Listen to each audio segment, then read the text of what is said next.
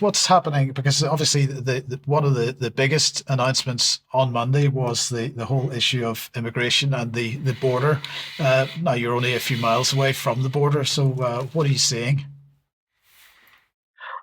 Well, I'm not seeing much here in South Texas yet. A quick footnote is I'll be going out in the field as the unseasonably cold weather, yes, even in South Texas, calms down, and getting out to the border, looking for troops to come down, going to an area west of here where the state of Texas donated land and they're erecting more border wall sections. But anyway, in this first slide here, in a relatively brief report today, um, the left part of this is from the White House website, fact sheet. President Donald J. Trump protects the states and the American people by closing the borders to illegals via proclamation.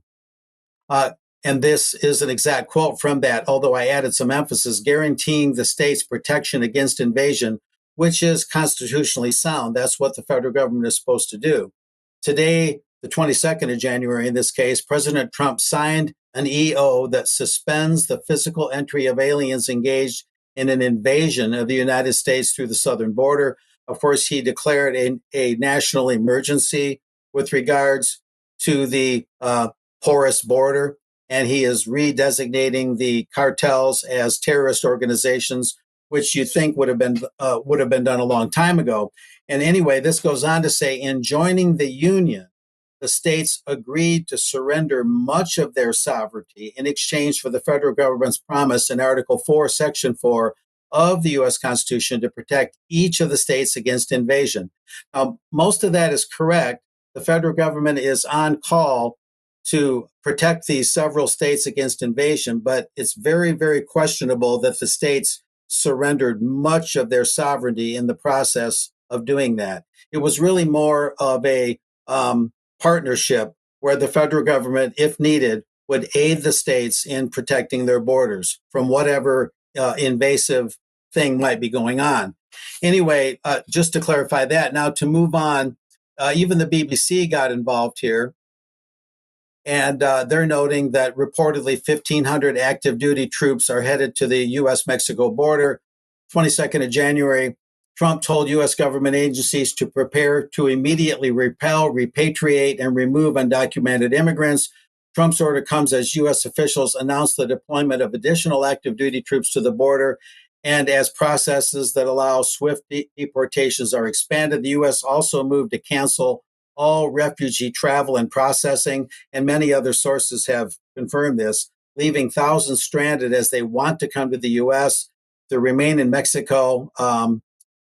Policy is being restored for those seeking asylum, which should never have been disbanded. Anyway, White House Press Secretary Carolyn Leavitt said Trump is sending a very strong message to people around the world with these actions. Now, this tends to corroborate what the North Side GOP, with whom I spoke last year, you might recall, Mike, they're a North Side Chicago group, and they had Tom Homan, at that time, the incoming border czar. They had him speak at one of their functions, and I got an original video from that function of Tom Homan addressing that group.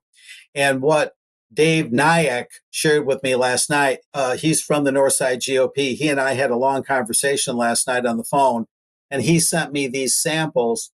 This is the 40th Ward in this slide.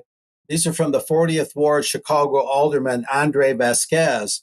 And just like the city of Chicago itself, he's publishing information to help the illegal immigrants and really overlooking the rights and concerns that are of those who are concerned, rather overlooking the rights and concerns of those who are very worried about the criminal element coming into the country from illegal immigration. And those two flyers I showed are from that 40th Ward Alderman, and it offers support, logistics support, where people can go to learn more about their rights if they're confronted by ICE and things like that. So a lot of Chicagoans are upset, Dave Nyack is telling me, about the city being so biased and only helping the illegal immigrants and not standing up for those that are concerned about the crime that sometimes stems from illegal immigration.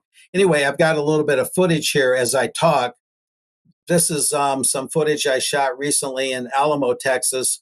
These are fence sections. They're sometimes called bollards. and they're stacked by the thousands in Alamo, Texas, about 5 miles west of where I'm sitting. And then in Pharr, Texas, there's even more of them. That's spelled Pharr, a little further to the west, both in Hidalgo County bordering Mexico.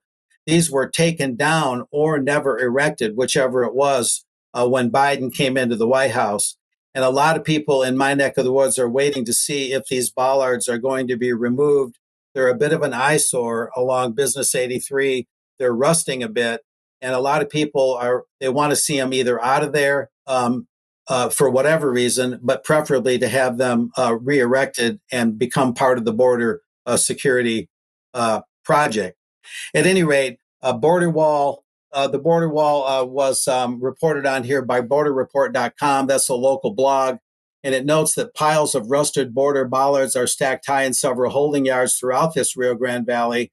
But a U.S. Customs and Border Protection official recently told Border Report that this material, and this is notable, will not be auctioned off. The CBP official said the panels in Texas are not related to the ongoing sale of similar fence sections in Arizona. That's because CBP owns the material in Texas, meaning the federal government, and it is used for border security initiatives. So that's at least an early indication that these wall sections will be re-erected.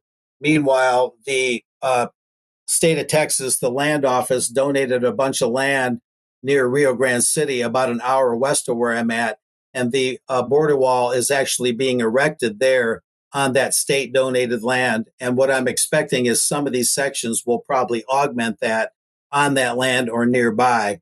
So that's the latest going on. There's a lot of apprehension in Chicago and many, many other cities across the country, Mike, where they're bracing for ICE to come in and arrest illegal immigrants, starting with the ones that are accused of serious crimes. And already about 500 arrests of those suspected of those serious crimes have reportedly been made. And as we speak, those arrests are going on day by day. So that's what's going on there. Thank you, Mark. Thank you for that.